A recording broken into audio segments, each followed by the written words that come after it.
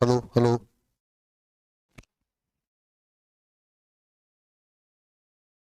तो बहुत ज़्यादा है बस। सभी काम का टाइम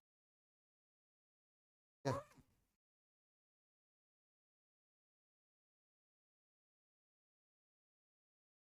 आ रहे हैं, देखो। चैप्टर 3 के कुछ क्वेश्चंस वगैरह बाकी हैं। बहुत बहुत ज़्यादा ठंडी। चैप्टर 3 के कुछ क्वेश्चंस वगैरह बाकी हैं। ये मुझे भी पता है। लेकिन मैं चैप्टर 3 स्टार्ट नहीं कर रहा हूँ क्योंकि अब चैप्टर 4 पे चलते हैं डायरेक्ट। ये हो जाएगा आगे का, तो चैप्टर 3 का फिर से मैं एक बार रिवीजन करा के करा दूँ। तो देखिए,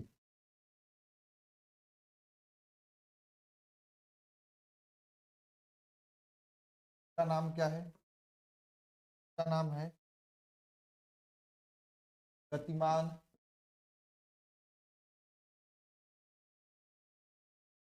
आवेश।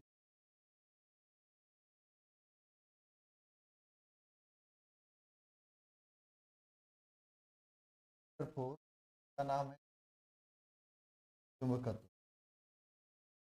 बारे में हम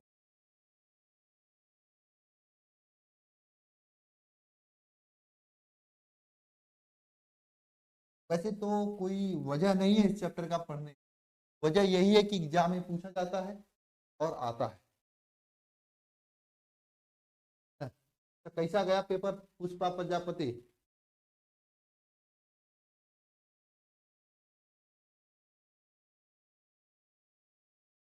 बताओ। ब्लैक बोर्ड, ब्लैक बोर्ड पर पढ़ाओ। रंजीत ब्लैक बोर्ड पे पढ़ाए? इसका क्या मतलब? डिजिटल बोर्ड है तो ब्लैक बोर्ड पे पढ़ाने की क्या जरूरत? विनय, आ जाओ सभी लोग। पढ़ते हैं चैप्टर नंबर 4।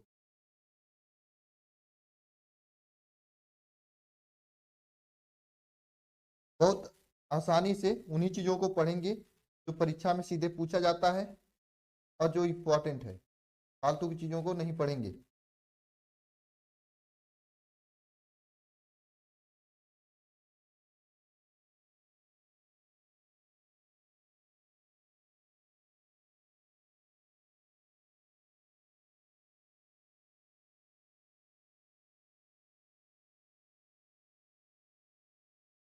स्टार्ट किया जाए। बताओ।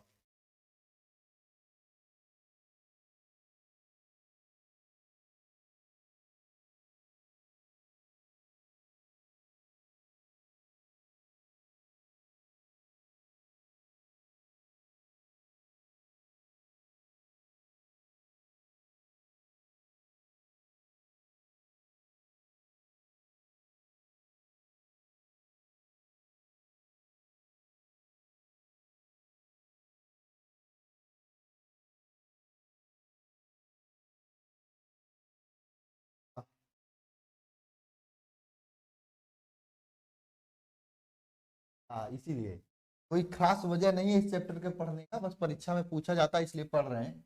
तो इस चैप्टर का नाम है गतिमान आवेश। मतलब कोई आवेश जो गति कर रहा है, फिर तथा साथ में लिखा जाता है चुंबक। बात समझना सभी लोग, क्योंकि बात गतिमान आवेश, कोई आवेश मान लो ये क्यू है, ये क्या कर रहा है? गति कर रहा है। और फिर की वजह से क्या यहाँ उत्पन्न हो रहा है? चुंबकीय क्षेत्र या चुंबक।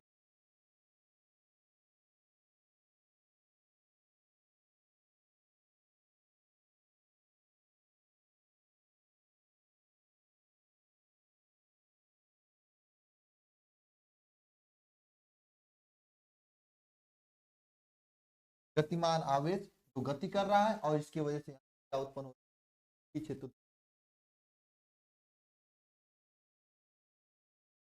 चैप्टर 3 को मैंने अभी कंप्लीट नहीं करवाया हूं क्योंकि नया चैप्टर स्टार्ट करूंगा। चैप्टर 3 आप लोग पढ़ के भूल गए होंगे, तो मुझे पढ़ाने के लिए चैप्टर 3 का रिवीजन कराना होगा। तब चैप्टर 3 स्टार्ट करना होगा। आवाज स्लो आ रही है, मैं देखता हूँ। तो भाई आवाज स्लो आ रही है सभी क्या? सभी क्या आवाज स्लो आ रही है क्या? मेरी बस आदर्श मौर्य की यहाँ आवाज स्लो आ रही है।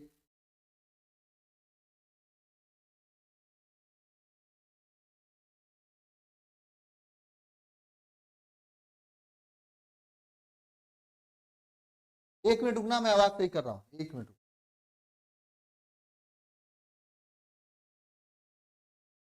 आवाज सही कर रहा हूँ वैसे, एक मिनट।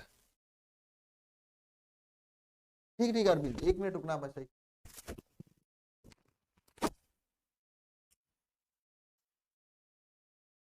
अभी मैं सही करके देता हूँ, एक मिनट।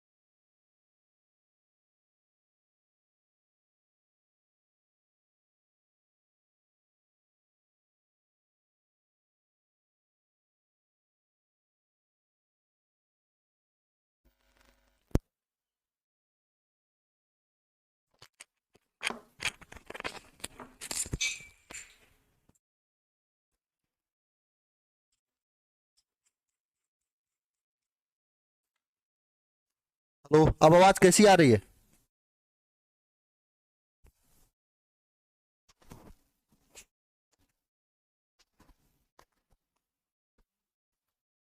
बैटरी खत्म हो गई थी शायद।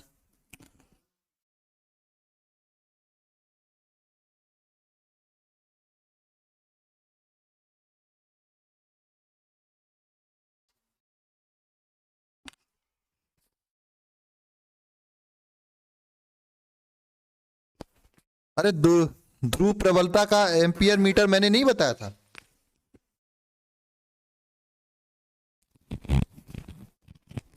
अब सही आवाज आ रही है? तेजी से एकदम।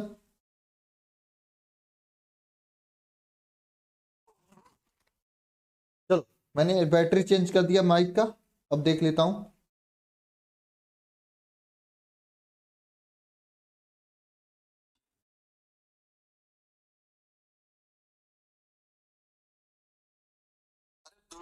ध्रुव प्रबलता का एम्पियर मीटर मैंने। अब सही आवाज आ रही है आप लोगों का?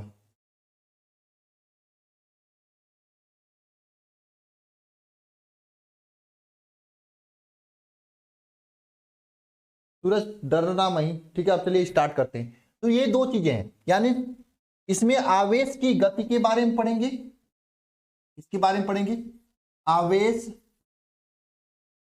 की गति के बारे में पढ़ेंगे। और इसमें क्या पढ़ेंगे? आवेश की गति की वजह से जो चुंबकीय क्षेत्र उत्पन्न होता है उसके बारे में पढ़ेंगे। आप एक बात समझ सकते हैं? हाँ, जैसे मजाक कर लेते हैं थोड़ा सा। कोई लड़का या लड़की जा रही है, जा ही रही है, तो वो जब जाएगी तो जाएगी, उसके बगल में अगर आप खड़े हो या बैठे हो, अब ये देखो कुछ भी हो सकता है। जैसे मान लो यहां से कोई नाम ले लेते हैं, कौन सा नाम ले बताओ? निधि। निधि जा रही है, अब बगल में यहां पे खड़े हैं आकाश, तो आकाश को कुछ कुछ तो होगा ही, है ना? अगर आकाश उस टाइप की लड़की होंगी तो अरे कुछ क्या होगा सर, हम आकाश को तो एकदम ठंड का समय घबरा जाएंगे आकाश, ऐसा ही कुछ होगा, ठीक है। उसी तरह से जब आवेश जाता है तो आवेश की चारों तरफ एक जैसा क्षेत्र बन जाता है, जहां पे कुछ ऐसा क्षेत्र उत्पन्न हो जाता है जहां पे उपस्थित लोगों को कुछ ना कुछ होने लगता है, ठीक है। उसी क्षेत्र को एक तरह से हम लोग चुंबकीय क्षेत्र कहते हैं। यानी अगर ये आवेश ना जाए तो चुंबकीय क्षेत्र यहां पर उत्पन्न नहीं होगा। आवेश अगर ना जाएगी तो चुंबकीय क्षेत्र उत्पन्न नहीं होगा। सर भरत बाबू सर, विभव मापी, अरे पढ़ाना है उस चैप्टर में, उस चैप्टर को छोड़ दिया हूं, केवल विभव मापी ही पढ़ाना है, पढ़ाऊंगा तब कंप्लीट करूंगा, मैंने तो बोला है उसमें।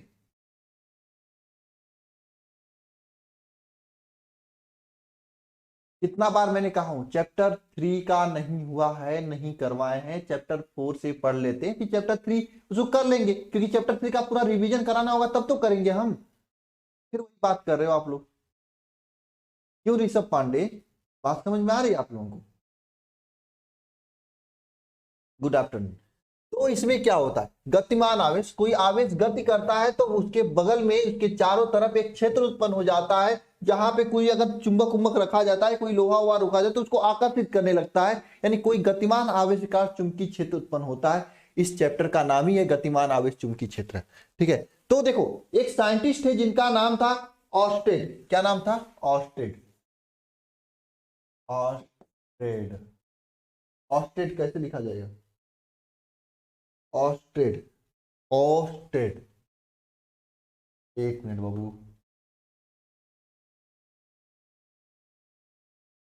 ऑर्स्टेड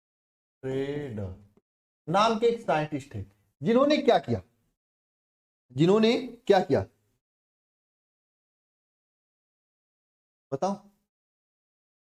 अरे सबका कमेंट दिखाई दे रहा है। ठीक है, जिन्होंने क्या किया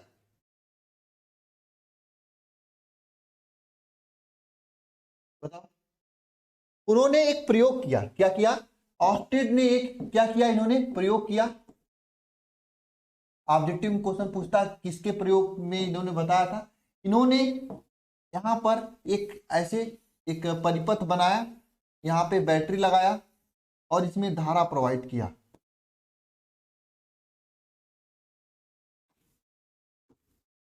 इसमें धारा प्रोवाइड किया और यहाँ पे धारा मापी लगा दिया। यहाँ पे क्या लगा दिया इन्होंने?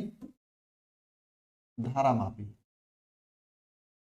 अरे चुंबकीय क्षेत्र नापने वाला यंत्र लगा दिया यहाँ पे। ठीक है, यहाँ पे एक कंपास सुई लगा दिया, चुंबकीय क्षेत्र नापने वाला। ठीक है, इन्होंने जब देखा धारा को अगर ऐसे प्रोवाइड किया तो सुई इस तरह से ब्लिंक कर दी।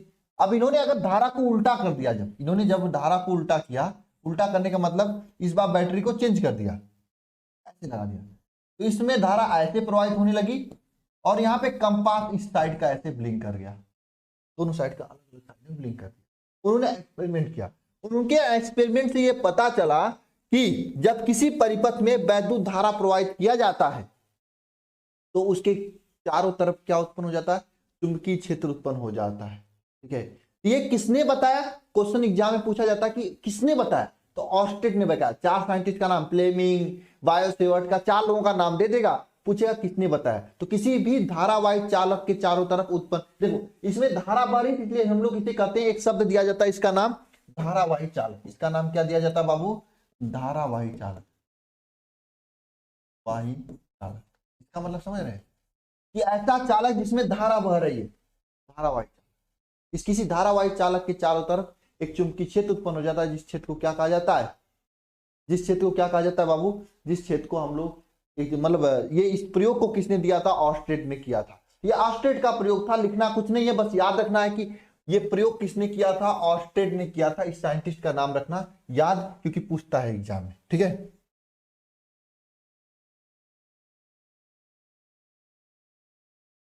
बात समझ में आई? ऑर्स्टेड ने। हैप्पी न्यू ईयर अमन राज ठाकुर। ठीक है, आगे समझते हैं बाबू। हम लोग समझते हैं चुंबकीय क्षेत्र किसे कहते हैं।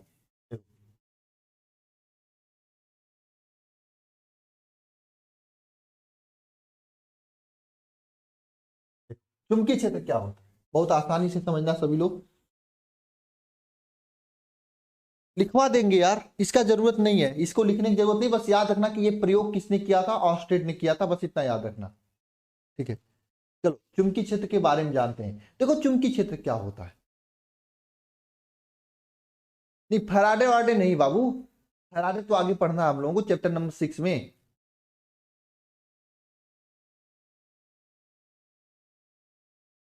ठीक है, चैप्टर 6 में पढ़ना है फैराडे। चलो पॉइंट पाते हैं। ये चुंबकीय क्षेत्र क्या होता है, बताओ आप लोग क्या होता है। जब कोई लड़की जाती है तो उसके चारों ओर सब लोग क्या देखने लगते हैं, एक क्षेत्र बन जाता है।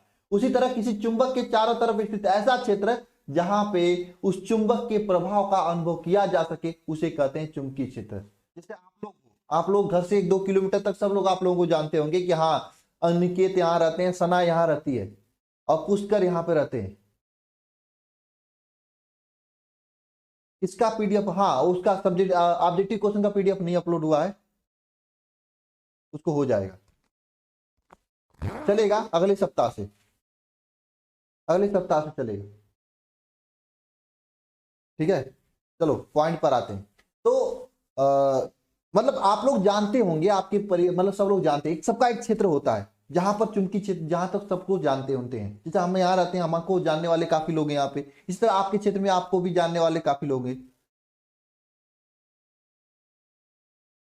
ठीक है बाबू, पुष्कर थैंक यू बताने के लिए, मैं बात करके सर से अपलोड करवा दूंगा, ठीक है।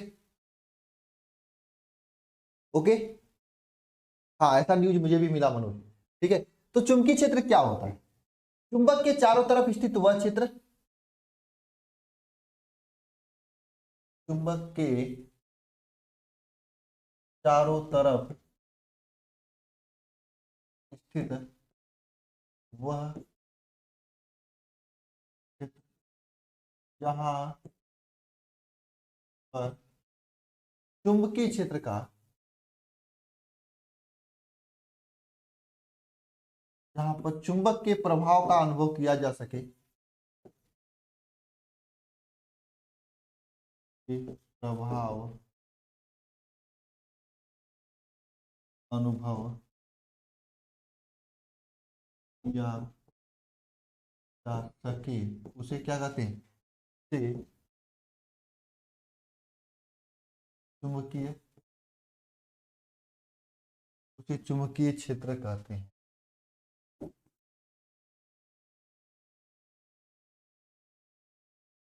चुंबकीय क्षेत्र कहते हैं। इस चुंबकीय क्षेत्र जो होता है एक सदिश राशि होता है। चुंबकीय क्षेत्र जो होता है यह एक कैसी राशि, सदिश राशि होता है। इसे बी से क्या कहते हैं, निरू बी से निरूपित करते हैं। इसे जो है बी से निरूपित करते हैं। इसे किससे निरूपित करते हैं, बी से निरूपित करते हैं। इसका जो मात्रक होता है, मात्रक जो होता है, इसका जो मात्रक होता है, यह मात्रक न्यूटन प्रति एम्पियर मीटर होता है, या फिर दूसरा मात्रक होता है वेबर प्रति मीटर स्क्वायर होता है। ये इसका मात्रक होता है। तो बात समझना सभी लोग, चुंबकीय क्षेत्र के चारों तरफ स्थित वह क्षेत्र जहां पे चुंबक के प्रभाव का अनुभव किया जा सके उसे चुंबकीय क्षेत्र कहते हैं। और चुंबकीय क्षेत्र एक सदिश राशि होता है, इसको बी से निरूपित किया जाता है। चुंबकीय क्षेत्र का मात्रक पूछा जाता है एग्जाम में, तो मात्रक क्या होता है, न्यूटन एम्पियर मीटर या वेबर प्रति मीटर स्क्वायर ना। ठीक है, बात समझ में आया सभी लोगों को। आगे चला जाए, नोट कर लीजिए, फिर आगे चलते हैं हम लोग।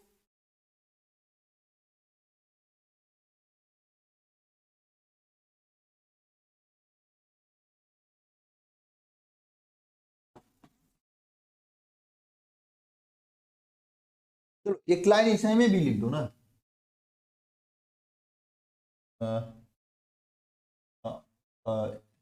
ऑस्टेड के प्रयोग के अनुसार क्या लिखेंगे आप लोग, प्रयोग के अनुसार, प्रयोग के अनुसार अ, धारा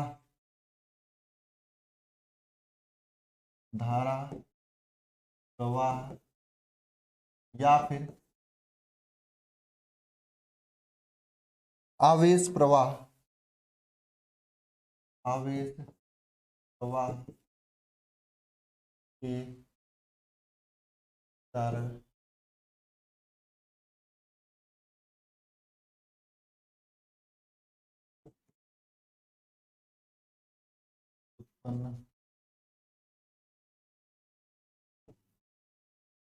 धारा प्रवाह या फिर आवेश प्रवाह के कारण क्या होता है, चुंबकीय क्षेत्र उत्पन्न होता है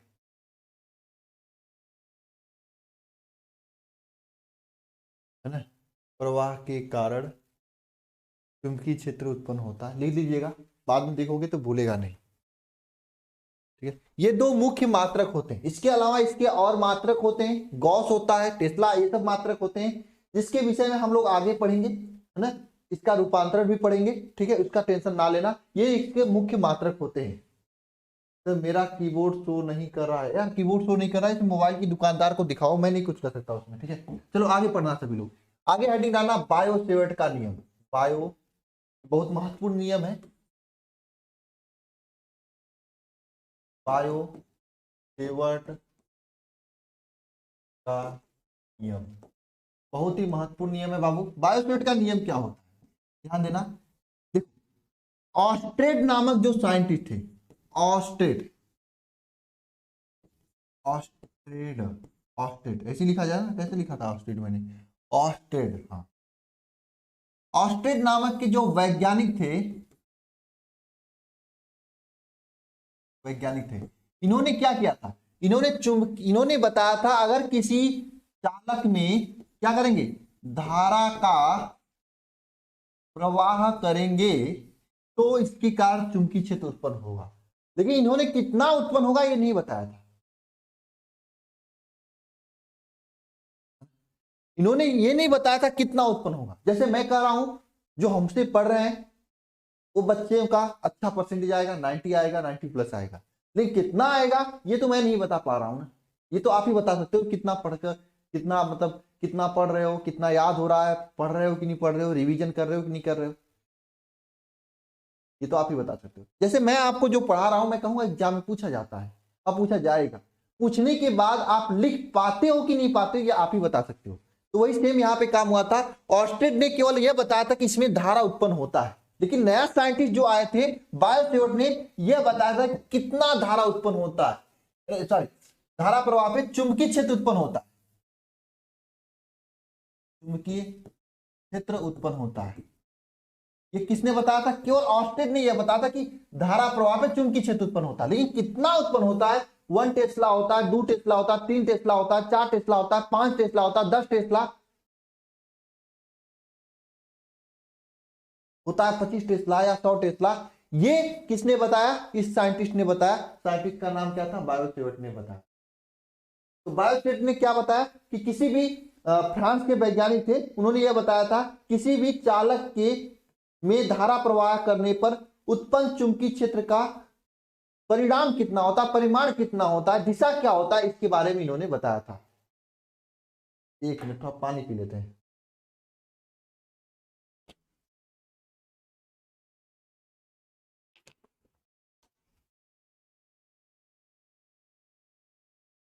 ठीक है, बात समझ में आई। ऑस्टेड नाम के जो साइंटिस्ट थे, इन्होंने यह बताया था कि इसके कारण धारा उत्पन्न होता है, लेकिन बायो सेवर्ट ने बताया था कि धारा, सॉरी, इसके कारण चुंबकीय क्षेत्र उत्पन्न होता है धारा प्रवाह के कारण। तो बायो सेवर्ट ने यह बताया था। बाबू अमित वर्मा, आप लोग लेट लेट आते रहोगे और हम बताते रहे आपको। मैंने चौथा चैप्टर इसलिए स्टार्ट किया कि तीसरे चैप्टर दूसरे चैप्टर को रिवाइज करा के तब क्वेश्चन कराना होगा ना, छूट गया है ना, इसलिए मैंने चौथा स्टार्ट कर दिया, इसीलिए मैंने चौथा स्टार्ट किया यार बाबू। ठीक है, पढ़ लो इसे, उसे भी करा देंगे, छोड़ तो कि जा तो नहीं रहे ना, 4 5 6 7 8 पढ़ लो, उसके बाद मैं 2 3 का करा दूंगा, रिवीजन भी करा दूंगा, क्लास भी, क्वेश्चन आंसर भी करा दूंगा। क्या परेशान हो यार आप लोग भी, क्या जब आदमी हो यार। चलो ठीक है, ध्यान देते हैं। तो ऑस्टेड नामक साइंटिस्ट थे, जो इन्होंने बताया किसी तार में धारा प्रवाह करते हैं तो इसके कारण चुंबकीय,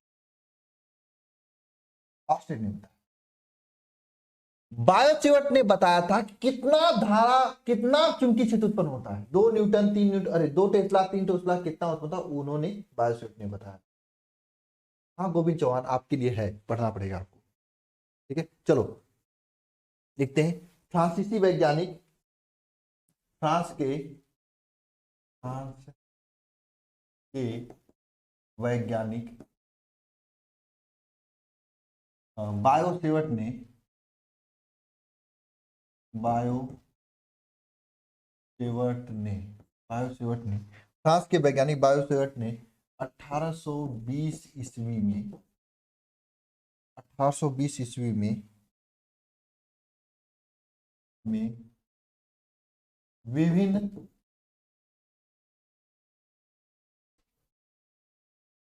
चालकों में धारा प्रवाह के कारण उत्पन्न चुंबकीय क्षेत्र के मान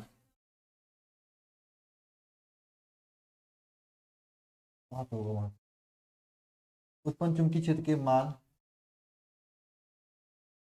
के लिए समीकरण या फिर सिद्धांत दिया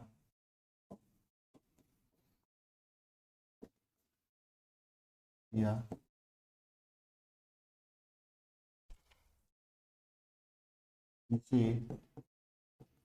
बायोसेवर्ट का नियम क्या कहते हैं? बायोसेवर्ट का नियम कहते हैं। ठीक है, इन्होंने सिद्धांत क्या दिया था? जैसे उन्होंने कहा था कि कोई ये तार है, इस तार में आई धारा प्रवाहित कर रहा है, तो इस तार से आर दूरी पर, कितना दूरी पर? इस तार से मान लो आर दूरी पर कोई बिंदु P स्थित है और ये कोण जो बना रहा है, इस कोण का मान लेते हैं, जैसे इस कोण का वैल्यू जो है थीटा है, तो इस तार के कारण उत्पन्न चुंबकीय क्षेत्र का मान कितना होगा, ये पूछा, बताया।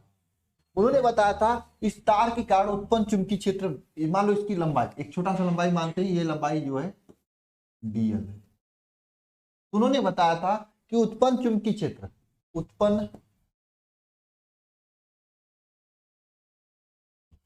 चुंबकीय क्षेत्र जो होता है, ये क्या होता है? उत्पन्न चुंबकीय क्षेत्र जो होता है, इसमें क्या होता है? नंबर 1 dB, उत्पन्न चुंबकीय क्षेत्र जो dB होता है, यह इसके लंबाई dl के अनुक्रमानुपाती होता है, उन्होंने बताया। दूसरा उन्होंने बताया कि उत्पन्न चुंबकीय क्षेत्र जो होता है, यह इसके बीच का जो कोण है थीटा, इसके साइन थीटा के अनुक्रमानुपाती होता है। उत्पन्न चुंबकीय क्षेत्र dB जो है, इसके कोण की साइन थीटा लेंगे तो इसके अनुक्रमानुपाती होता है। नंबर 2 उन्होंने बताया। नंबर 3 इन्होंने बताया कि उत्पन्न चुंबकीय क्षेत्र जो होता है dB, इसमें प्रवाहित होने वाला धारा I के अनुक्रमानुपाती होता है। इसमें प्रवाहित होने वाला धारा I के अनुक्रमानुपाती होता है। इसमें प्रवाहित होने वाला धारा I के अनुक्रमानुपाती होता है। समझे? इसको समीकरण नंबर 3 देते हैं। नेक्स्ट चीज समझना सभी लोग, यहाँ पे उन्होंने यह भी बताया चौथे नंबर पे कि उत्पन्न चुंबकीय क्षेत्र जो होता है dB, यह क्या करता है? इसके बीच की जो दूरी r है, इसके वर्ग के व्युत्क्रमानुपाती होता है, इन्होंने बताया। हाँ, ये होता है। ये 4 बात इन्होंने बताया था, ये 4 बात उन्होंने बताया था। dB क्या है? dB चुंबकीय क्षेत्र का मान है, जो कि चुंबकीय क्षेत्र इस तार में धारा प्रवाह कर रहे थे I, इसके कारण इस P बिंदु पर उत्पन्न हुआ था। ये dB का मान है, क्योंकि पूरे तार के कारण नहीं निकाले हम लोग, इतने तार लिए थे AB में, जब पूरा निकालेंगे तो वहां पे B हो जाएगा। हम लोग छोटा सा लिए थे इसलिए dB लिखे हैं। तो dB के कारण जो उत्पन्न धारा था, जो उत्पन्न चुंबकीय क्षेत्र का मान था, उसी को हमने निकाला था। 5 नंबर में पूछता है, इतना बात याद रखना, 5 नंबर पूछता।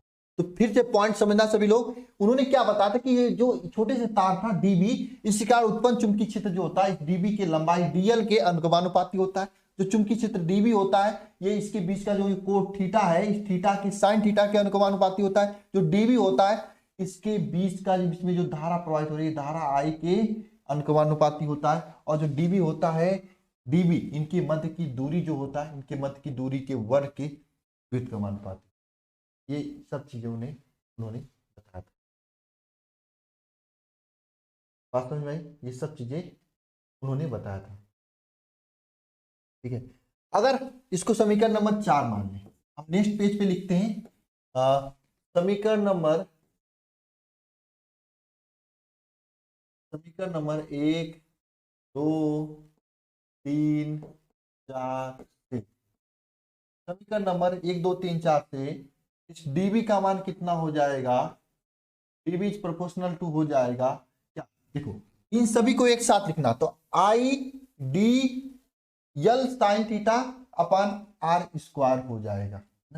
यहाँ पे क्या हो जाएगा, यहाँ पे क्या हो जाएगा, यहाँ पे हो जाएगा I D L sine theta upon R. अब ध्यान देना, इस प्रोपोर्शनल को हटाने के लिए, इस प्रोपोर्शनल को हटाने के लिए हम लोग यहाँ पे एक नियतांक का यूज करते हैं। यदि y में स्थित हो तो यहाँ पे एक नियतांक का यूज करते हैं, म्यू 0 अपान 4 पाई का। इस नियतांक को क्या यूज करते हैं, म्यू 0 अपान 4 पाई का। कब, जब यदि जो है, यदि चालक वायु या फिर निर्वात, निर्वात में स्थित हो, तो वायु या निर्वात में स्थित है तो प्रोपोर्शनल को हटाने के लिए इसके जगह पे हम लोग इसका यूज करते हैं, तो dB इज इक्वल टू हो जाता है mu 0 upon 4 pi I dl sine theta upon R square, ये फार्मूला हो जाता है।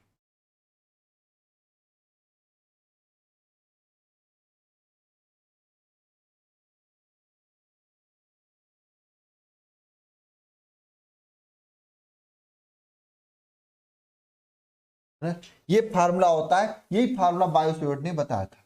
अब देखो बात आती है म्यू 0 अपान 4 पाई का वैल्यू कितना होता है, है ना। उससे पहले एग्जाम में एक चीज पूछा जाता है, बायो सेवर्ट के नियम का सदिश स्वरूप। क्या पूछा था, बायो सेवर्ट के नियम का सदिश स्वरूप, बायो सेवर्ट के नियम का सदिश स्वरूप, ये पूछा जाता है। तो बायो सेवर्ट के नियम का सदिश स्वरूप क्या होता है बताइए, क्या होता है, dB इज इक्वल टू होता है, सदिश स्वरूप जो होता है mu 0 upon 4 pi, mu 0 upon 4 pi dl cross R vector upon R cube, ये बायो सेवर्ट के नियम का सदिश स्वरूप होता है। ये भी जरूरी है आप लोगों को याद करना, ये पूछता है।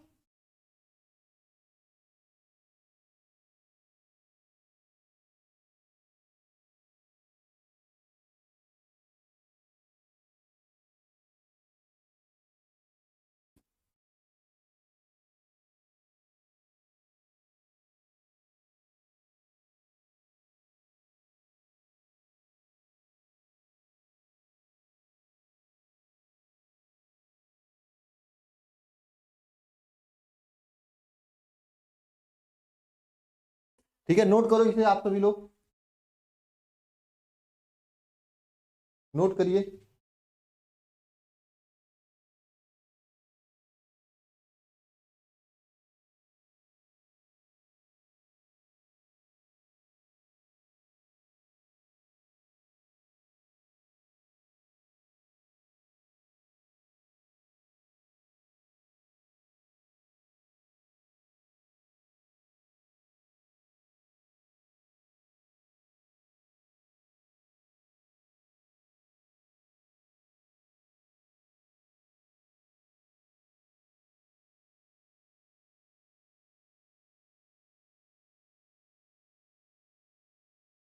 हो गया नोट,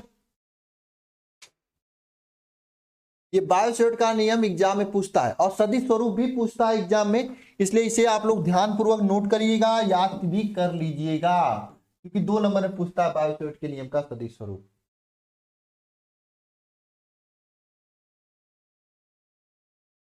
ठीक है,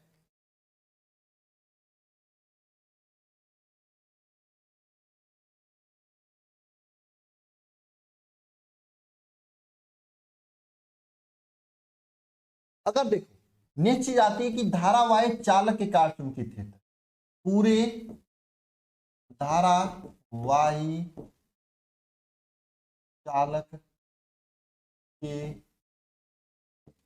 कारण चुंबकीय क्षेत्र, ये भी पूछा जाता है। पूरे धारावाही चालक के कारण चुंबकीय क्षेत्र पूछेगा तो समाकलन कर देंगे dB का। तो जब समाकलन करेंगे इसका मान b हो जाएगा इक्वल टू μ0 अपान 4 पाई। इसका भी समाकलन करेंगे, क्या इसका I dl साइन थीटा अपान, इसका भी समाकलन करेंगे I dl sine theta upon r square का भी r स्क्वायर का भी समाकलन करेंगे।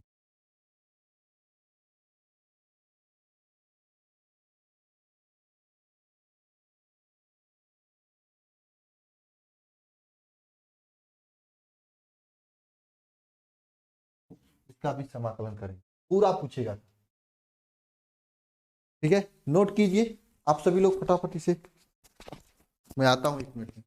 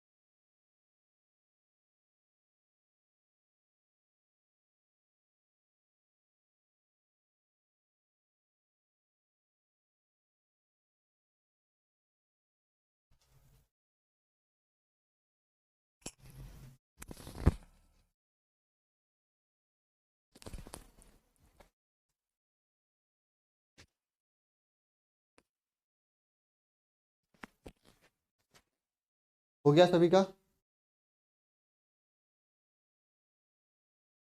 सर आप अच्छा नहीं, आप अच्छा नहीं पढ़ा, कुछ समझ में नहीं आ रहा है। अमन ठाकुर, कभी कभी आओगे तो कैसे समझ में आएगा? हाँ, अभी लेट आए हो क्लास में। तो हम लोग एक बार फिर से पूरा रिपीट करेंगे कि बायोसेवर्ट का नियम क्या होता है। फ्रांस के एक वैज्ञानिक थे बायोसेवर्ट ने, जो विभिन्न प्रकार के चालकों में, चालकों के कारण, जैसे मैं ये आपके सामने ये मार्कर है, डिजिटल बोर्ड का मार्कर है, इसमें धारा प्रवाहित कर दें तो इसके कारण उत्पन्न चुंबकीय क्षेत्र कितना होगा। इसके लिए उन्होंने एक फार्मूला बताया। 5 नंबर में पूछता है, इसलिए मैं इतना फोकस कर रहा हूं। जब मैं क्वेश्चन आंसर कराऊंगा तो वहां पे नहीं कराऊंगा, ध्यान लेना। ठीक है, अभी पूरा एक बार फिर से रिपीट करते हैं, फिर मैं बताता हूं। ठीक है, तो इसके कारण उत्पन्न कितना चुंबकीय क्षेत्र होगा, इसे कैसे पता करेंगे?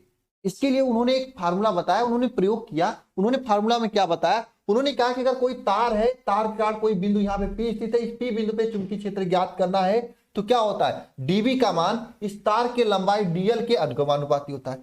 चुंबकीय क्षेत्र डीबी का मान इसके बीच के कोण जो थीटा होता है, ये थीटा कोण है ना, इसके थीटा के साइन थीटा के अनुकमानुपाती, डीबी का मान इसके में प्रवाहित धारा आई के अनुकमानुपाती, और डीबी का मान इसके मध्य की जो दूरी आर होती है, आर के वर्ग के व्युत्क्रम के अनुकमानुपाती। उन्होंने ये बताया। जब हमने इस चारों समीकरण को एक साथ रख के रखा, अलग अलग न लिखने का, तो मुझे ये प्राप्त हुआ। फिर ये प्रोपोर्शनल का चिन्ह हटाने के लिए हमने म्यू 0/4 पाई एक नियतांक का यूज किया। यदि चालक वायु और निर्वात में स्थित है तभी इस नियतांक का यूज करेंगे। ले जाकर पानी में डाल दोगे, समुद्र में डाल दोगे, नहीं यूज करेंगे। कब यूज करेंगे? वायु में रहे या फिर निर्वात, जहां वायु भी न रहे वहीं पे यूज करेंगे। तब ये फार्मूला निकल के आता है म्यू 0/4 पाई आई डीएल साइन थीटा। हमने यहाँ पे 2 क्वेश्चन आप लोगों को करवाया है, जो कि आप लोगों के एग्जाम में अलग अलग तरीके से पूछा जाता है। कैसे कैसे पूछा जाता है? पहला, बायो-सेवर्ट के नियम का सदिश स्वरूप अगर आपसे पूछा जाता है तो जैसे कौन है, जैसे ही यहां पे आपको जैसा जैसे फार्मूला लिखा गया है वैसे ही लिख देना, mu 0/4 pi vector R upon R cube, ऐसे लिख देना। साफ नहीं दिख रहा है? साफ न दिखने का वजह क्या हो सकता है यार? हमारे यहाँ तो सही दिख रहा है, आपका नेट थोड़ा बढ़ा लो। और अगर आपको पूरे धारावाहिक चालक के यूज करते हैं तो एक देखो ऐसे हंसियानुमा ऐसे निकल के निशान होता है, हंसियानुमा निशान लगा देंगे। कहाँ लगाएं? डीबी पे लगाएं, बी आ जाएगा। देखो ये समझने में दिक्कत आएगा बायोलॉजी वालों को।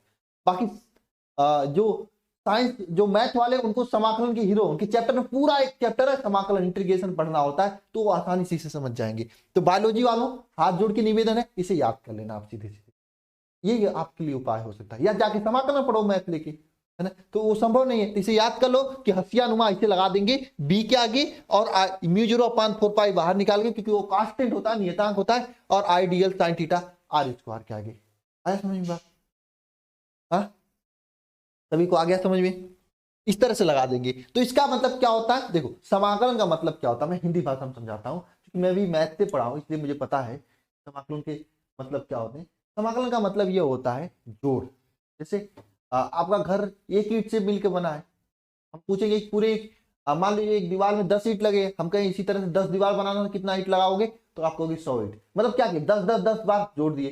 समाकलन का यूज मतलब होता है योग, ठीक है। तो इस तरह से समाकलन करना होता है पूरे तरीके से, है ना। जैसे मैं एक ईंट रख दूंगा, उसका समाकलन कर दूंगा तो पूरा मकान बन जाएगा, इस तरह से समझ सकते हो आप। आया बात समझ सभी को?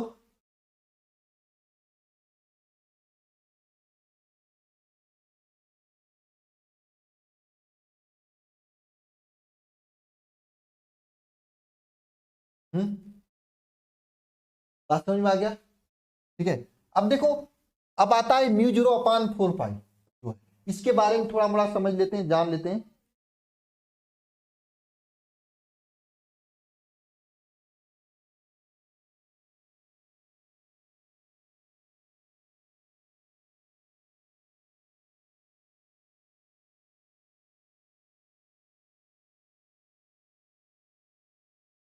देखो इसमें म्यू 0 का मान क्या होता है? म्यू 0 का मान होता है 4 pi into 10⁻⁷ 4 pi into 10⁻⁷ Newton प्रति एम्पियर स्क्वायर, न्यूटन प्रति एम्पियर स्क्वायर।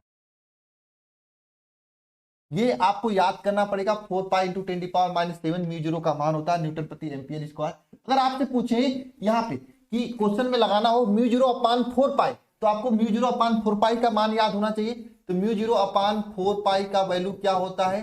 होता है 10⁻⁷ न्यूटन प्रति एम्पियर स्क्वायर, न्यूटन प्रति एम्पियर स्क्वायर।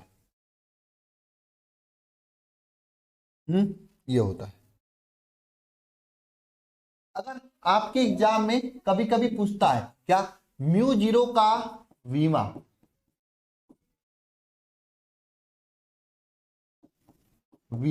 वीमा कैसे निकालेंगे? म्यू 0 का वीमा, देखो म्यू 0 का मात्रक क्या है? न्यूटन प्रति एम्पियर स्क्वायर। तो न्यूटन का वैल्यू क्या होता है? न्यूटन का वैल्यू होता है mLT-2, mLT-2। ये न्यूटन का वैल्यू है। और न्यूटन का मतलब एक तरह वीमा होता है। ये कक्षा 11 में पढ़े होंगे, मैं डायरेक्ट लिख रहा हूं यहाँ पे सीधे सीधे। आई कहाँ से आया, आई, अरे हाँ यहाँ पे आई होगा भाई, एक मिनट, वेक्टर आई होगा, मैं आई भूल गया, आई कहाँ गया, थैंक यू, आई मैं भूल गया, मैं थैंक यू, थैंक यू अमन ठाकुर, बहुत बहुत धन्यवाद आपको बताने के लिए। अब देखो नीचे ए है तो ए स्क्वायर हो जाएगा, इसको एक साथ लिखेंगे तो M L P minus two ए माइनस टू हो जाएगा। ये किसका वैल्यू, इसकी वीमा का मान हो जाएगा, जो कि कक्षा 11 में आप लोग पढ़े होंगे, है ना। इसके वीमा का मान हो जाएगा, तो वीमा भी याद रख लेना, मात्रक भी याद रख लेना, पूछता है एग्जाम में।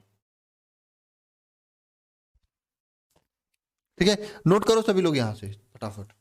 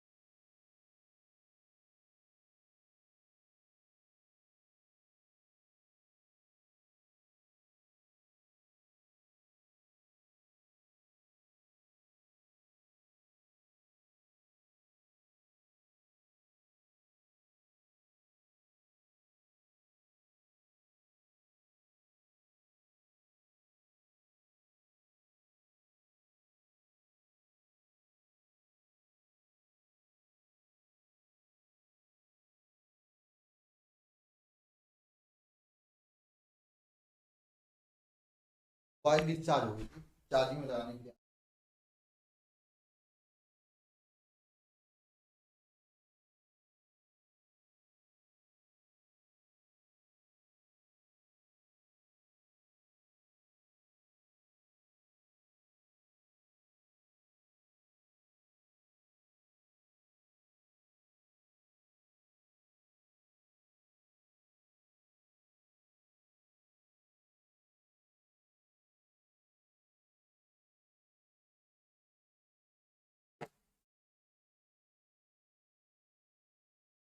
आगे चला जाए,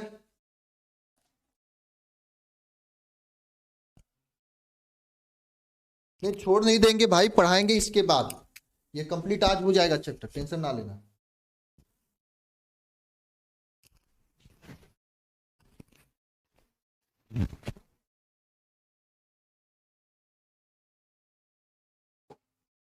आगे चला जाए, बताओ हो गया, बिल्कुल है गोविंद चौहान, बिल्कुल है आपके लिए।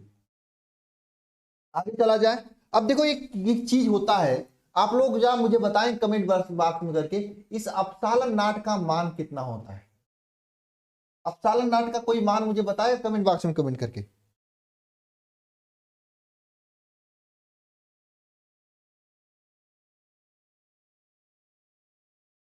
हाँ, अपसालन नाट का मान कोई बताएगा मुझे, चलो छोड़ो मत बताओ, है ना। आपसे एग्जाम में पूछा जाता है क्या, पूछा भी जाता है, अलग अलग तरीके से क्वेश्चन भी पूछा जाता है, म्यू जीरो अपसालन नाट, म्यू नाट तथा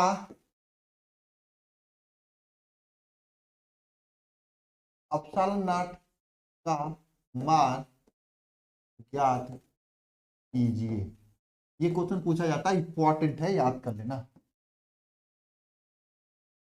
बाबू म्यू नाट का वैल्यू क्या होता है, बताओ सर जी। अभी तो अभी आपने बताया था, कुछ कुछ याद है कि 4 पाई इंटू 10⁻⁻7 शायद होता है, ये होता है सर जी, हाँ ये होता है सर जी। अपसालन नाट का वैल्यू कितना होता है, मैं भूल गया हूँ सर जी, 8.85 इंटू 10⁻14 क्या क्या होता है, मैं भूल गया हूँ, चलो ठीक है भूल गए ना, कोई नहीं, आप ये इसका मान तो पता होगा 1/4 पाई अपसालन नाट का, यस सर 9 इंटू 10⁻9 होता है, तो यहां से निकाल लो ना अपसालन नाट का मान, अपसालन नाट 1/अपसालन नाट का वैल्यू क्या हो जाएगा, 4 पाई इंटू 9 इंटू 10⁻9 हो जाएगा। यहाँ पे अपसालन नाट का वैल्यू क्या हो जाएगा, 1/4 पाई 9 इंटू 10⁻9 हो जाएगा। ये अपसालन नाट का वैल्यू आ गया, किसका, ये आपका वैल्यू जो है एप्सिलॉन नॉट का है, ये म्यू नॉट का वैल्यू है। ठीक है, अब आपको क्या करना है, म्यू नॉट और एप्सिलॉन नॉट का मान ज्ञात करना। ये तो मान ज्ञात हो गया, ठीक है, पहला चीज है ना, mu naught into epsilon not. देखो इस तरह से कुछ, mu naught into epsilon naught का मान ज्ञात कीजिए। अब इन दोनों का मान ज्ञात करते हैं। जब दोनों का मान ज्ञात करेंगे, इसको समीकरण नंबर 1 मानिए, इसे समीकरण नंबर 2 मानिए। लिखिए यहाँ पे समीकरण 1 तथा 2 से mu naught epsilon naught is equal to क्या हो जाएगा बताओ, 4 pi into 10⁻⁷ into 1/4 pi 9 into 10⁻⁻9 ये हो जाएगा। जब इसका वैल्यू निकालेंगे तो क्या हो जाएगा बताओ, ये 4 पाई से कट जाएगा, म्यू नॉट एप्सिलॉन नॉट का वैल्यू क्या हो जाएगा बताओ, 10⁻⁷/9 इंटू 10⁻+9। फिर इसे सॉल्व करेंगे तो म्यू नॉट एप्सिलॉन नॉट का वैल्यू क्या हो जाएगा, 1/9 इंटू 10⁻16। जब जब जब आप लोग इसे लिखेंगे तो आपको पता होगा प्रकाश की चाल क्या होगा, पता, प्रकाश की चाल इज इक्वल टू कितना होता है बताओ, 3 इंटू 10⁸ मीटर पर सेकेंड होता है। तो इसे हम लोग इस तरह से लिख सकते हैं ना, तब इसका इसे सी स्क्वायर इज इक्वल टू क्या हो जाएगा, 9 इंटू 10⁻16 हो जाएगा, है ना। तो यहां से इस तरह से लिख सकते हैं कि mu zero epsilon naught is equal to 1/, देखो ये वैल्यू इसमें रखेंगे, आपको पता चला है कि इसका वैल्यू 9 इंटू 10⁻16 है ना, और यही वैल्यू यहां पे भी आपके सामने, दोनों वैल्यू सेम है कि नहीं है, 9 इंटू 10⁻16 और 9 इंटू 10⁻16 दोनों वैल्यू सेम है, किसने के बराबर है, सी स्क्वायर के बराबर है। ये दोनों किसके बराबर हो जाएंगे, सी स्क्वायर के बराबर हो जाएंगे। बताओ समझ में आया कि नहीं आया। ये पूछा जाता है, कई तरीके से पूछा जाता है, कभी कभी पूछ दिया जाता है under root mu naught epsilon naught का वैल्यू क्या होता है। तो किसी भी तरीके से पूछा जाए, घुमा के पूछा जाए, सीधे पूछा जाए, आप कर लोगे।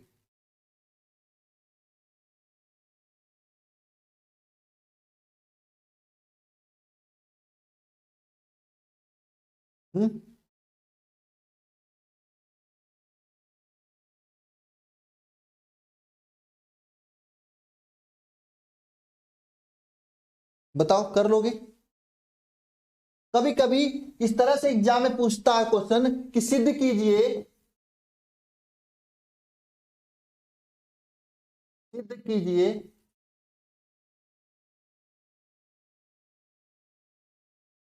सिद्ध कीजिए कि सिद्ध कीजिए कि क्या, सिद्ध कीजिए कि C is equal to 1/√μ naught epsilon naught होता है।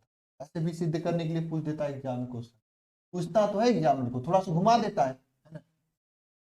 एग्जाम में कभी कभी ये पूछता है कि √1/μ नॉट एप्सिलॉन नॉट का बीमा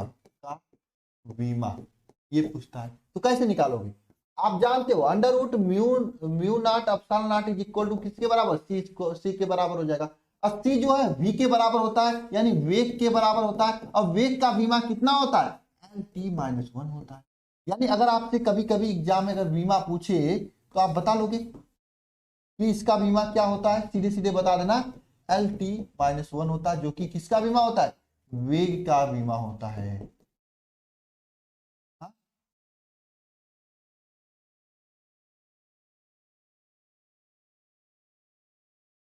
अगर आपको केवल इतना मैंने प्रूफ करके दिखा दिया, चाहे जैसे घुमा के पूछे आप कर सकते हो क्या। हाँ देखो इसका बीमा इतना होता, अंश कुमार ने बताया। नहीं समझ में आया ममता कुमारी, क्या बाबू क्या नहीं समझ में आया। देखो सबका आंसर तेजी से आ रहा है, इतना आसान क्वेश्चन है, बहुत इंपॉर्टेंट है, पूछा जाता है एग्जाम में। आगे चलें, क्या नहीं समझ में आया आपको।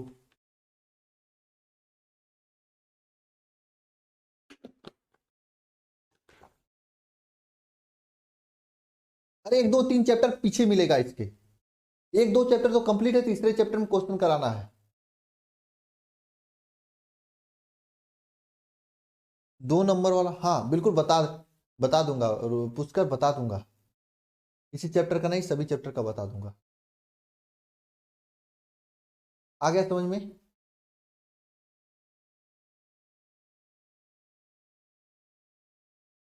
कर लेंगे। चलो, तो ये क्वेश्चन याद रखना, बहुत ज्यादा आपके एग्जाम में पूछा जाता है। और हम लोग चलते हैं आगे, आगे की ओर, कहानी की गाड़ी गाड़ी आगे बढ़ाते हैं। अब मैं कुछ फार्मूला याद कराने लिखने वाला हूं, आपको आंख मूंद के सभी फार्मूला को लिख लेना है कॉपी पे। फिर मैं जब आगे क्वेश्चन आंसर कराऊंगा तो उसे वहां पे प्रैक्टिस कर लेना है। स्टार्ट करूं फार्मूला लिखने? लिखना है आप पहला फार्मूला, जो कि बायो सेवर्ट के नियम का अनुप्रयोग है। परिमित लंबाई की रिजु, रिजु कैसे लिखा जाएगा यार? रिजु रिजु रिजु रिजु रिजु रिजु रेखी, सही लिखा हूं ना? चालक के कारण उत्पन्न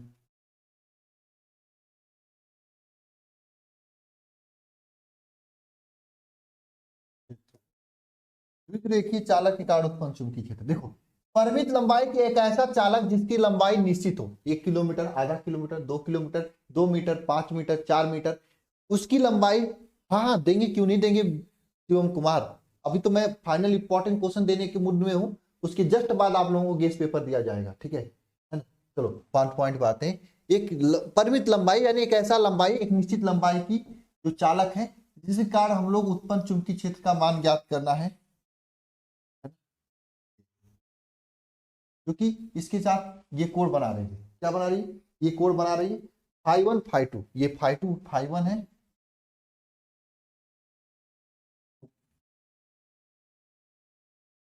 φ1 ये क्या है, φ2, ये दो कोण बना रही है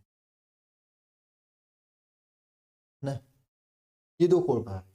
तो उत्पन्न चुंबकीय क्षेत्र B का मान क्या होता है? μ0/4 पाई, μ0/4 पाई, ये फार्मूला याद रखना, I/A। ए क्या होता है? ये बीच की दूरी ए है, जहां पे आपको चुंबकीय क्षेत्र बी का मान ज्ञात करना है। जैसे यहाँ पे लब्धा इसे रख दिया, इस लब्धा का कारण चुंबकीय क्षेत्र मुझे इस पॉइंट पे ज्ञात करना है, इसके बीच की दूरी ए है और इसमें प्रवाहित धारा का मान आई है, ठीक है। इज इक्वल टू क्या होता है? Sine alpha, sine sine alpha नहीं, फाई है ना यहाँ पे, φ1 प्लस साइन φ2 होता है, ये फार्मूला होता है। साइन φ1 प्लस साइन φ2 होता है, ये क्या होता है? फार्मूला होता है चुंबकीय क्षेत्र बी का मान। तना आप ही के मोबाइल में वीडियो नहीं चलता है बाबू, सबके यहाँ चलता है।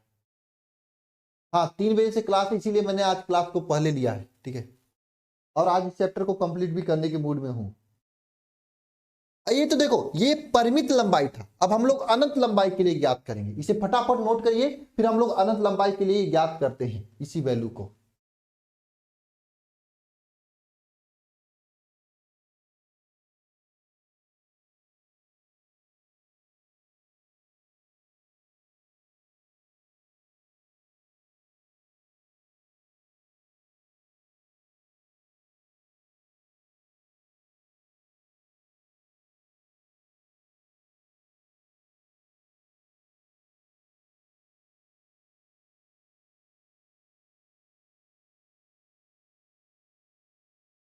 तना आप ही के मोबाइल में वीडियो नहीं चल रहा है, क्या दिख रहा है?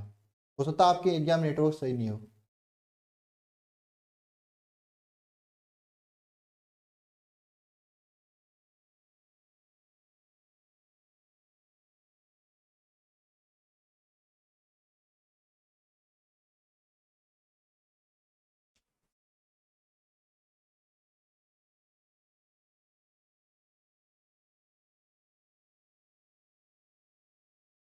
अंशु कुमार, हाँ साइन φ1 प्लस साइन φ2 होता है।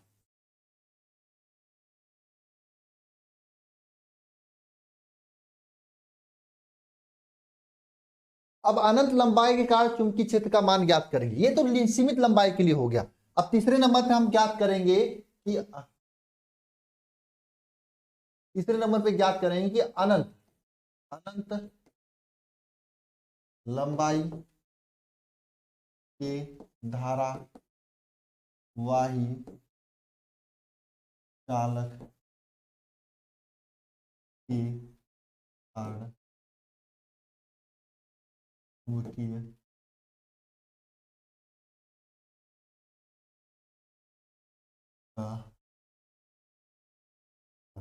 अनंत लंबाई के धारावाही चालक के कारण चुंबकीय क्षेत्र का मान। अब देखो कोई एक धारावाही चालक है जिसकी लंबाई कितना अनंत है ना, जिसकी लंबाई हम लोग नाप ही नहीं सकते है ना, तो इसके कारण कोई पी बिंदु, इससे पी बिंदु पर कोई यहाँ पे दूरी पर, इससे ए दूरी पर यहाँ पे कोई पी बिंदु स्थित हो जिसकी धारावाही चालक की लंबाई कितना अनंत है ना, और इसमें आई धारा प्रवाहित हो रही, तो चुंबकीय क्षेत्र का मान क्या होता है? देखो सिंपल, अगर चुंबकीय क्षेत्र का मान ज्ञात करेंगे, चुंबकीय क्षेत्र B is equal to mu 0 upon 4 pi 2I upon A होता है। कितना होता है? 2I अपान ए होता है। ये इसका फार्मूला होता है 2I अपान ए, इसे याद रखेंगे। अगर लंबाई एक सीमित हो तो यहाँ पे साइन थीटा 1 साइन थीटा 2 होता है। लंबाई अगर अनंत हो जाए तो यहाँ पे 2I अपान ए हो जाता है फार्मूला।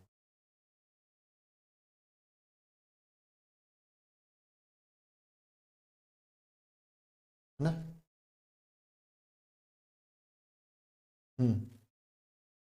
ये 2 नंबर में क्वेश्चन पूछता है और इस पे न्यूमेरिकल भी पूछा जाता है।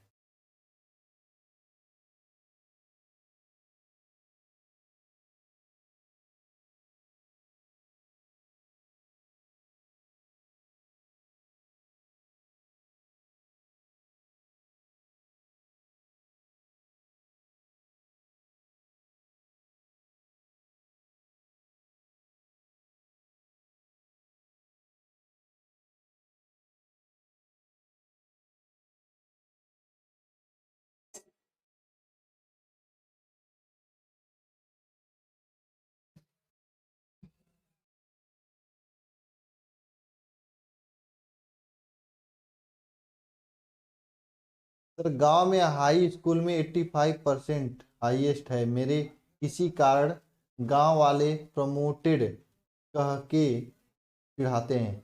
इस बार शिवम तिवारी गांव वाले को आपको कड़ा जवाब देना है। आपको, आप इस साल 90 लेकर आइए और मैं आपका वीडियो अपलोड करूंगा चैनल पे, दिखाना अपने गांव वालों को कि हाँ देखो इस तरह से मेरा वीडियो आया है।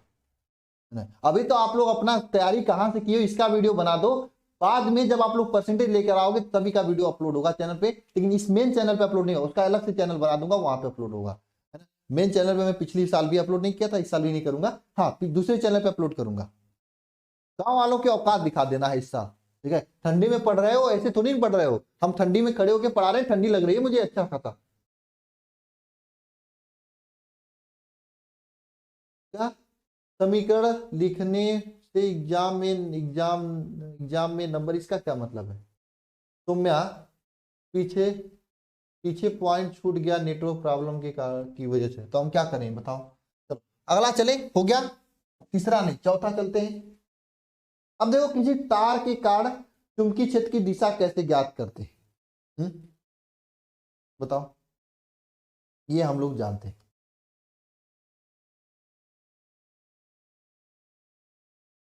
नोट नहीं हुआ अभी? नोट कर लो भाई, नोट करो फटाफट कर लो।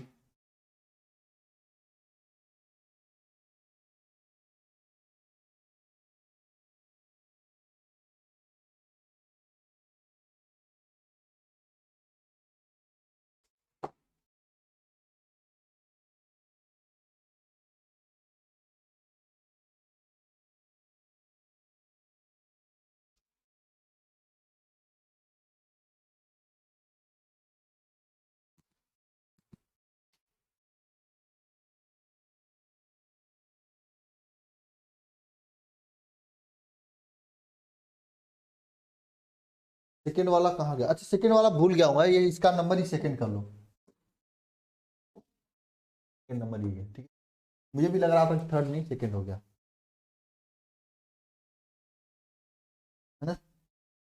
चलो ये यार क्या हो गया।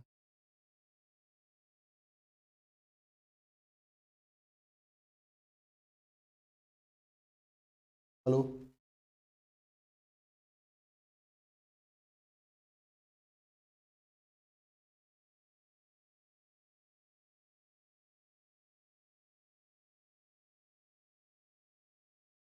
देखो, किसी तार के कारण चुंबकीय क्षेत्र की दिशा, देखो दिशा निकालने के लिए वैसे देता नहीं है, इसलिए मैं दिशा निकालने सिखा नहीं रहा हूं। पिछले शिखर बैच में मैंने सिखाया था ना, किसी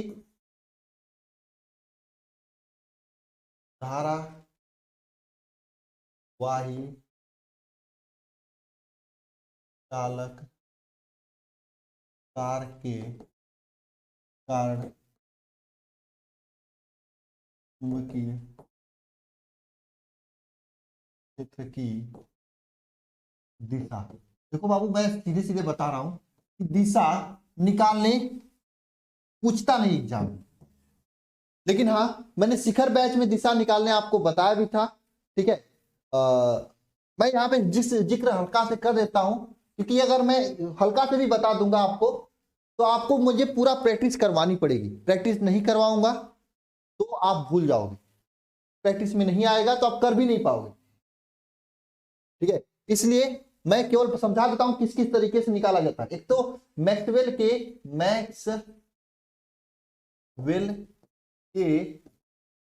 दक्षिणा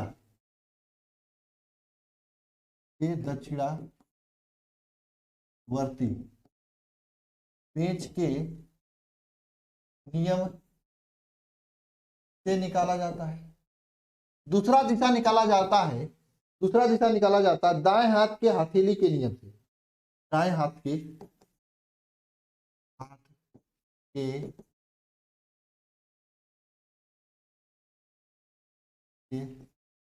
दाएं हाथ के हथेली के नियम। दो तरीके से, अगर कहीं पे चुंबकीय क्षेत्र की दशा दिशा दो ही हो सकती है, अंदर की ओर हो सकती है, बाहर की ओर हो सकती है। अगर बाहर अंदर की ओर हो, दिशा बाहर की ओर हो, तो क्या करोगे? अगर दिशा अंदर की ओर होती है तो यहाँ पे गोला करके हमें क्या कर देना होता है? कट पिट कर देना होता है। दिशा बाहर की होती है इसलिए इस तरह से पॉइंट लगा देना होता है। दिशा अगर अंदर की ओर होती है तो गोला कट करके कर देना होता है। दिशा अगर बाहर की ओर होती है तो इस तरह से पॉइंट लगा देना होता है।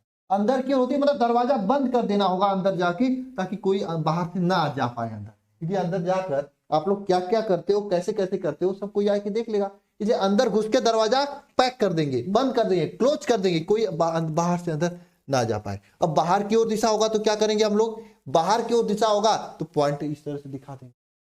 समझ में आया बात?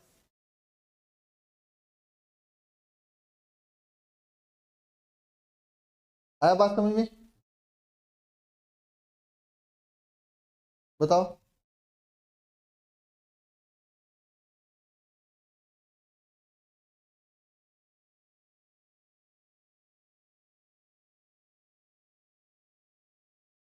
हम्म।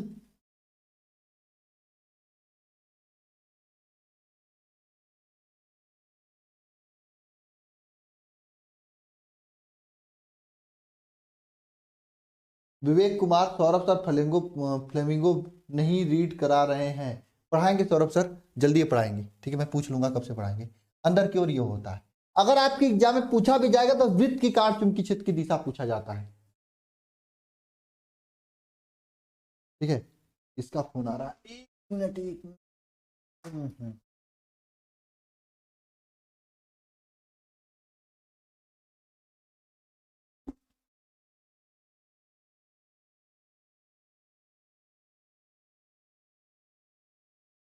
पूछ लो।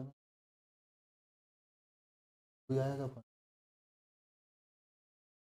बस ना, ऊपर डब्बे में होगा, ऊपर डब्बे में। ठीक है, अंदर की ओर होगा तो बाहर की ओर इस तरह से कर देते हैं हम लोग। ठीक है, तो आप पिलास मांगने के लिए आ गए थे, आप लोग लिख लीजिए, फिर आगे चलते हैं।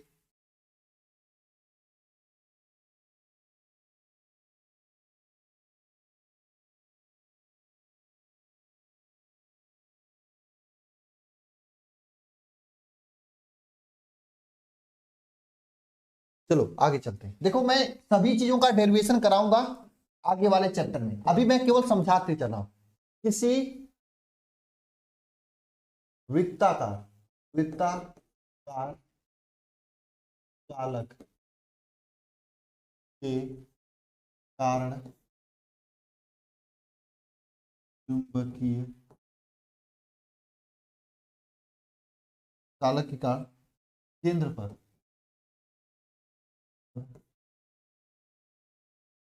चुंबकीय की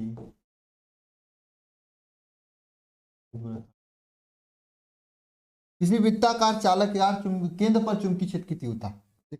आपके सामने यह क्या एक वृत्त है, यह एक वृत्त है। इस वृत्त के केंद्र पर, केंद्र ही होगा ना, केंद्र ही होगा केंद्र। ये त्रिज्या इसका क्या है, इसकी त्रिज्या r है, और इसमें जो धारा प्रवाहित हो रही है I धारा प्रवाहित हो रही है। तो इस I धारा प्रवाहित होने का इस केंद्र पर चुंबकीय क्षेत्र B का मान कितना होगा, यह आपसे पूछा जाता है। तो केंद्र पर उत्पन्न चुंबकीय क्षेत्र B का मान होता है B is equal to mu 0 I upon 2r होता है। क्या होता है, B is equal to mu 0 I upon 2r होता है। ये चुंबकीय क्षेत्र B का मान। जहां पे क्या है, जहां पे I क्या है, इसका मैं प्रूफ भी कराऊंगा इंपॉर्टेंट डेरिवेशन में। I क्या है, प्रवाहित धारा है, ठीक है। R क्या है, त्रिज्या है। क्योंकि देखो अगर मैं शिखर बैच में पढ़ाता तो इसका डेरिवेशन यहीं पे कराता, हाँ इंपॉर्टेंट है, न्यूमेरिकल पूछा जाता है। अगर मैं शिखर बैच में पढ़ाता तो इसका डेरिवेशन यहीं पे कराता। वरदान बैच में चूंकि इंपॉर्टेंट चीजों को केवल समझाना है तो मैं ऐसे करा रहा हूं। इसके आगे मैं महत्वपूर्ण डेरिवेशन में इसका डेरिवेशन भी करा दूंगा अगर महत्वपूर्ण रहेगा तो। अगर मान लो इसमें, अगर मान लो n फेरों हो तो n फेरों की संख्या हो तो n अगर इसमें उधर होंगे, देखिए अगर इसमें n फेरों की संख्या हो तो, अगर इसमें कितना n फेरों की संख्या हो तो चुंबकीय क्षेत्र B का जो वैल्यू होता है म्यू 0 NI अपान 2r हो जाता है। म्यू 0 NI अपान 2r हो जाता है अगर फेरों की संख्या n होती है तो। अगर फेरों की संख्या n होती है तो म्यू 0 NI अपान 2r हो जाता है।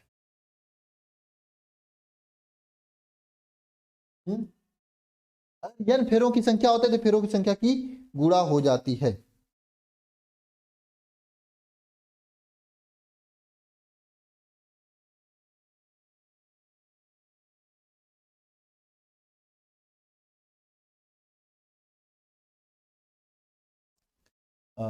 नेक्स्ट पॉइंट लिखते हैं, वृत्ताकार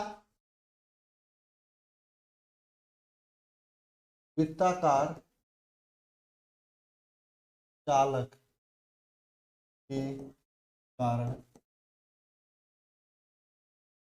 चुंबकीय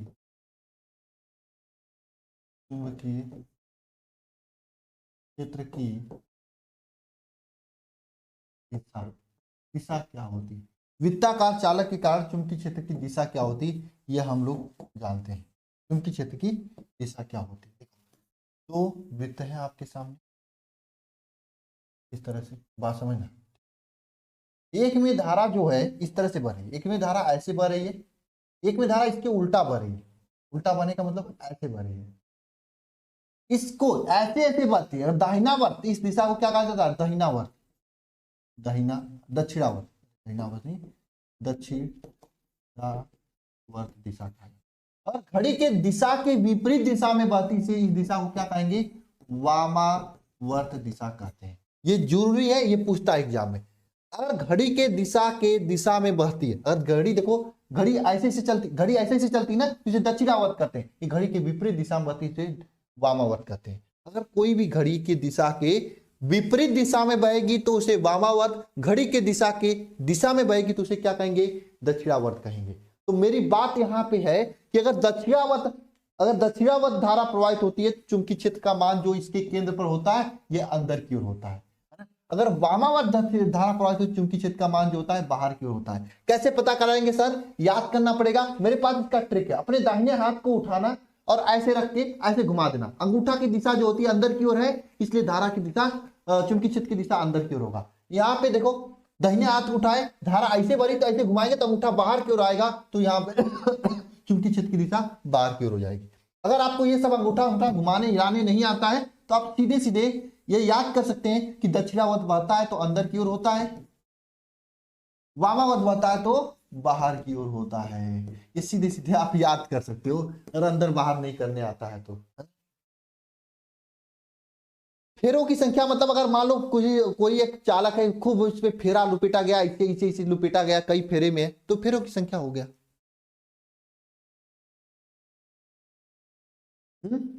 बाबू पहले चैप्टर तो पढ़ लो, उसके बाद फिर मैं अभी चैप्टर वाइज इंपॉर्टेंट क्वेश्चन देंगे, हो जाएगा आपका, 1-2 दिन में अपलोड होगा।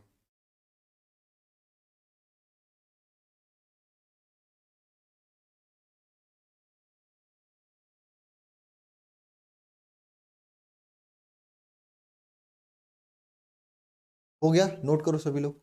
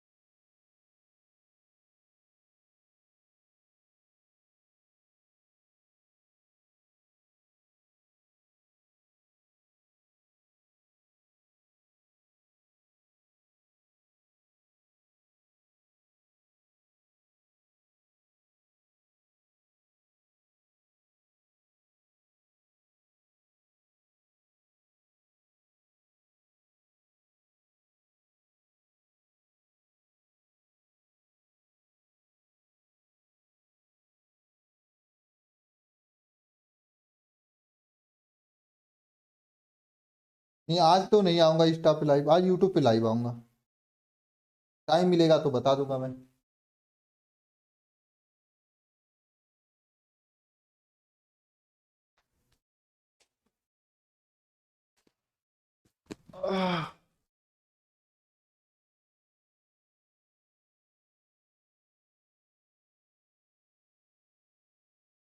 हो गया, चला जा आगे।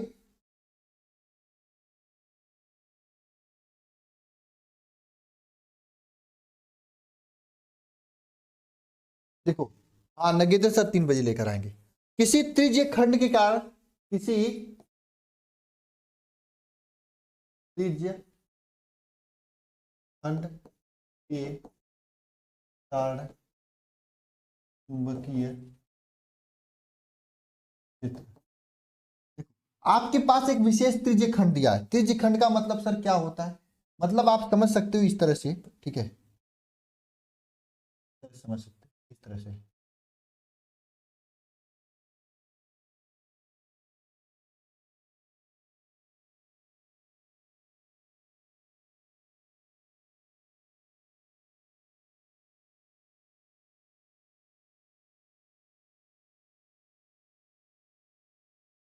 ये यार वृत्ताकार नहीं आ रहा है।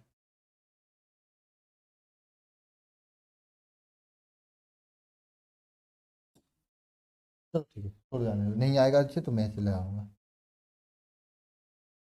ऐसे कोई त्रिज्य खंड है, छोटा सा त्रिज्य खंड है, अल्फा कोण बना रहा है। अगर आपसे पूरे वृत्त के कारण चुंबकीय क्षेत्र पूछेगा तो आपका ये फार्मूला म्यू 0 ni/2r होगा। अगर आपसे पूछ दिया क्वेश्चन में कि अल्फा मतलब π/2 कोण के लिए बताइए या π/3 कोण के लिए बताइए चुंबकीय क्षेत्र का मान, तब आपका फार्मूला ये होता है चुंबकीय क्षेत्र बी का मान किसी त्रिज्य खंड के लिए μ0/4 पाई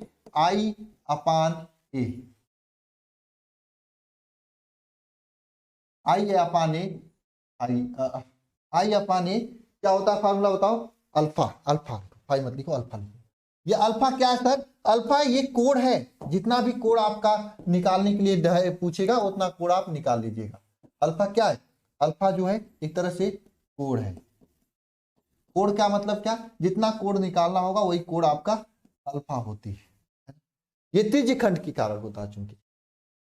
सना बस आप ही को प्रॉब्लम है, नेटवर्क प्रॉब्लम हो सकता है, आप क्या नेटवर्क प्रॉब्लम हो सकता है सना, उसे देख लो आप।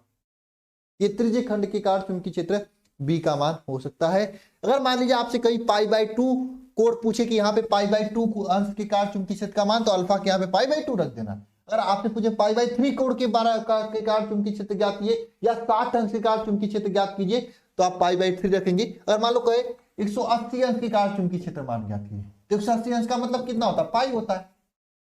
पाई अंश के कारण यहाँ पे अल्फा के यहाँ पाई रख दो। अगर आपसे पूछेगा 30 अंश के कारण चुंबकीय क्षेत्र ज्ञात कीजिए, तो कैसे पता करेंगे, देखो 180 में 30 का भाग दे देंगे, 3 × 18 अच्छा आ जाएगा। यानी यहाँ पे अल्फा का वैल्यू π/6 रखेंगे। ये न्यूमेरिकल क्वेश्चन में यूज होता है, जब न्यूमेरिकल क्वेश्चन आएगा ना, ये इज इक्वल टू अल्फा के बराबर हो जाएगा। जब भी न्यूमेरिकल क्वेश्चन आएगा तो मैं आपको बता दूंगा, आप देख लेना। यानी जितने कोड के लिए कहेगा उसमें आप उसमें 180 में उतने से भाग देकर नीचे पाई के बराबर उतना लिखकर आप लिख देंगे। बात समझ में आया, बताओ बात समझ में आई कि नहीं आई आप लोगों को। जितने भी एंगल पे आपसे पूछे तो आप निकाल सकते हैं। अगर आपसे पूछ दे कि भाई मुझे 90 अंश के लिए बताइए कितना होता है, तो क्या करोगे आप, 180 में पहले 90 का भाग दोगे, कितना आ जाएगा, 2 आ जाएगा। तो आप यहाँ अल्फा का वैल्यू क्या रखोगे, π/2 रखोगे, बस बात खत्म हो जाएगी। जैसे भी वैल्यू जो भी पूछे आप फटाफट निकाल सकते हैं, बस आपको निकालने आना चाहिए, है ना। बात समझ में आई कि नहीं आई आप लोगों को, बताओ।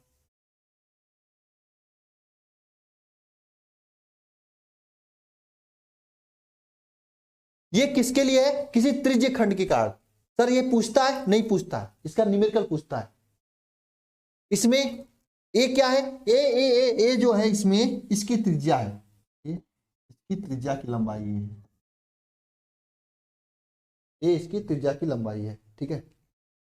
हाँ, इसका ऑब्जेक्टिव में फार्मूला पूछ सकता है, ठीक है। निक्की कुमार रिप्लाई क्या देना, ठीक है। चलो आगे चले, नोट कर लो पहले आप।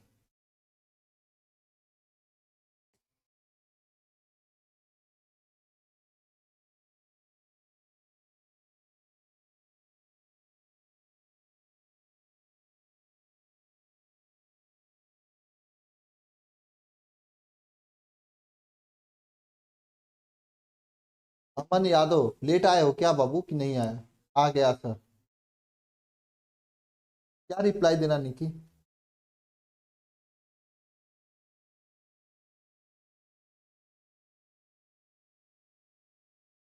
हाँ त्रिकोणमिति में बहुत निकाले हैं, तुम यार बिल्कुल आ गया। चलो आगे चले। देखो ये जो मैं आगे बताने वाला हूं आपको, ये फार्मूला आपके एग्जाम में केवल फार्मूला ही पूछता है। कभी कभी बहुत पहले इसका डेरिवेशन भी पूछा था, लेकिन आपको इस समय केवल फार्मूला याद रखना है। डेरिवेशन इसका बहुत खतरनाक होता है, हालांकि अगर समझने वाला बच्चा रहेगा उसके लिए आसान हो जाता है, लेकिन हाँ डेरिवेशन बहुत अच्छा होता है, ठीक है, खतरनाक होता है इसका डेरिवेशन, ठीक है। तीसरा, चौथा चौथा ऐसा है ना, जो भी हो नंबर आप देख लेना, तो कि लिखना सभी लोग, किसी वृत्ताकार किसी किसी कुंडली के अक्ष पर चुंबकीय क्षेत्र की तीव्रता, किसी कुंडली के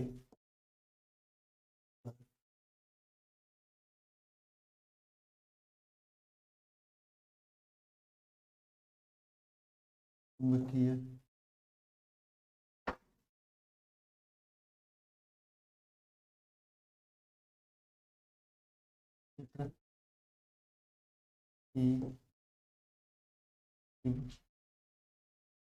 की तीव्रता, किसी कुंडली के अक्ष पर चुंबकीय क्षेत्र की तीव्रता है। आपके सामने कोई इस तरह से कुंडली है, एक मिनट इसको हम रब करते हैं, ये कुंडली है आपके सामने, कलर लाल कर दे, ये कुंडली है, इसके अक्ष पर चुंबकीय क्षेत्र की तीव्रता ज्ञात करनी। इस अक्ष से मान लेते हैं इस कुंडली की जो त्रिज्या है, इस कुंडली की जो त्रिज्या है ये कैपिटल आर है। इसके अक्ष से यक्ष दूरी पर कोई बिंदु यहाँ पे P स्थित है, कोई बिंदु यहाँ पे क्या स्थित है, कोई बिंदु यहाँ पे P स्थित है, इसका ये मध्य बिंदु O है, ठीक है। तो चुंबकीय क्षेत्र की तीव्रता क्या हो जाएगी, अक्ष पर चुंबकीय क्षेत्र B इज इक्वल टू, अभी तक हम लोग वृत्त के केंद्र पे ज्ञात कर रहे थे, अब केंद्र से R दूरी P दूरी पर x दूरी पर हम लोग P बिंदु पे ज्ञात कर रहे हैं। B इज इक्वल टू हो जाएगा μ0 कैपिटल N I, जी I क्या है, इसमें बहने वाली धारा है, N क्या है, N जो है फेरों की संख्या है, फेरों की, इसमें N जो है फेरों की संख्या है, ठीक है, N जो है फेरों की संख्या है ना, N μ0 N I R square upon 2 R square plus x square के पावर 3/2, ये फार्मूला होता है कब, किसी वृत्ताकार अक्ष के कारण चुंबकीय क्षेत्र की तीव्रता। इसको इसी वाले में हम लोग पैक करते हैं ऐसे। अब ये फार्मूले में आपको ध्यान यह देना है कि यक्स क्या है, यक्स इसके अक्ष से बिंदु P की दूरी है, यक्स क्या है, यक्स केंद्र O से बिंदु P तक की दूरी है, ठीक है। और यहाँ पे कैपिटल R क्या है, कैपिटल R यहाँ पे त्रिज्या है, ठीक है। और क्या है यहाँ पे, I प्रवाहित धारा है, N क्या है, फेरों संख्या है, ठीक है।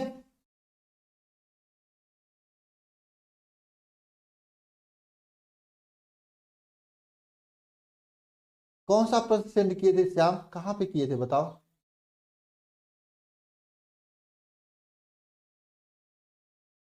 गुजिया खाएंगे, बिल्कुल खाऊंगा कन्हैया, पहुंचा दो, फोटो खींच के ही पहुंचा दो, कम हम देख लूं, मन कर रहा है मेरा भी। मेरी माता जी सही नहीं है, नहीं तो मैं बनवाता उनसे, फिर जाता लेकर आता, खूब खाता, मजा आता है खाने में गुजिया। सर आप लोग कुछ खिलाते नहीं हो, बताता हूं आप लोगों को, टेंशन ना लो।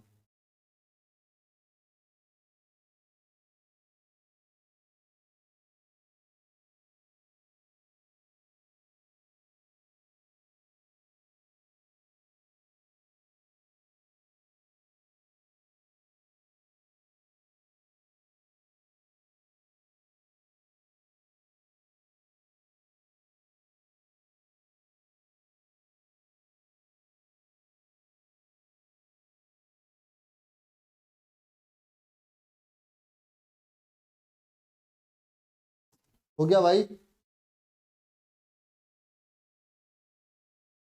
अब देखो यहां तक एक पार्ट हो गया बायोसेवर्ट के नियम वाला। मैं आप लोगों से ये बात कहूंगा, 15 स्लाइड हुआ ना, इसे इतना आप लोग आज अच्छा से पढ़िए, कल भर का समय दीजिए, कल इसे हम कंप्लीट कर देंगे, है ना। क्या आज कंप्लीट कर दें, कल कंप्लीट कर दें, क्या आज कर दें बताओ।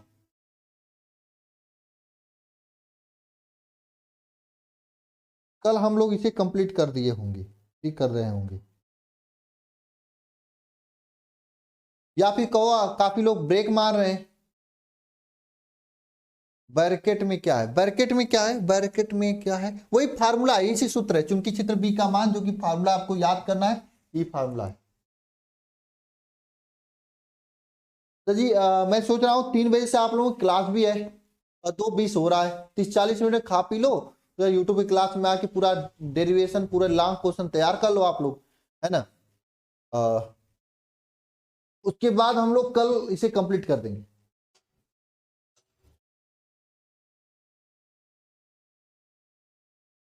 आप कहाँ हो शिवम तिवारी, पता बताओ अपना, मैं बताऊं वहां से कैसे आना है। कल कर देना, हाँ। तो कल क्या है कि 3 बजे से क्लास भी है, हाँ आज थोड़ा ब्रेक ले लो, कल करते हैं ना। कल 4 बजे से 6-7 बजे तक पढ़ लेंगे हम लोग, ठीक है। 4 बजे नहीं, 5:30 बजे से 7 बजे तक पढ़ेंगे, डेढ़ घंटा। पतरी गली में है, ठीक है ना। तो खाना पीना खा के, हाँ रिवीजन भी करना है, खाना पीना खा के आराम से आप लोग जो है उठ के आ जाना, कहाँ पे, पतरी गली में, है ना।